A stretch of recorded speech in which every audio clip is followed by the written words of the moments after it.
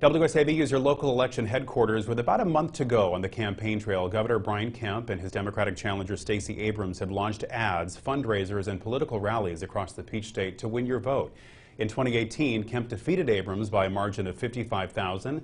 He is now gearing up for a rematch on November 8th. WSAV's Archit Seshadri has a look at the governor's vision for the state's future. In an interview with the Means Report, Georgia Governor Kemp says costs are skyrocketing and Democratic lawmakers are to blame.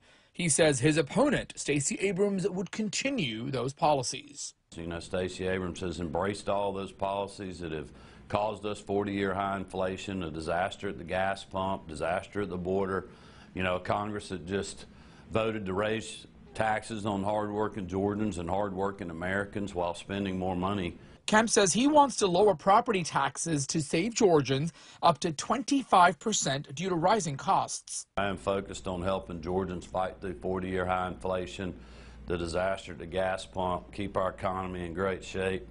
You know, we're off to a great school year. We had a lot of people that criticize us for getting kids back in the classroom, but that's something I felt like we needed to do. Kemp says Abrams would be bad for business in Georgia and would hurt the state's economy. Despite Stacey Abrams saying that our new voter integrity law is suppressive and Jim Crow 2.0, and I would remind your listeners that she also pressured Major League Baseball and got them to pull the All-Star game. Despite polls showing him with a slight lead, he says all Georgians need to show up and vote. But they also want somebody that's going to stand up for them, even under incredible pressure and other things, and that's what I've done. I've been fighting for hard-working Georgians, whether they voted for me or not. I have been fighting for them, and that's what I told them I would do when I got sworn in January 14th back in 2019. Archit Seshadri, WSAV News 3 on your side.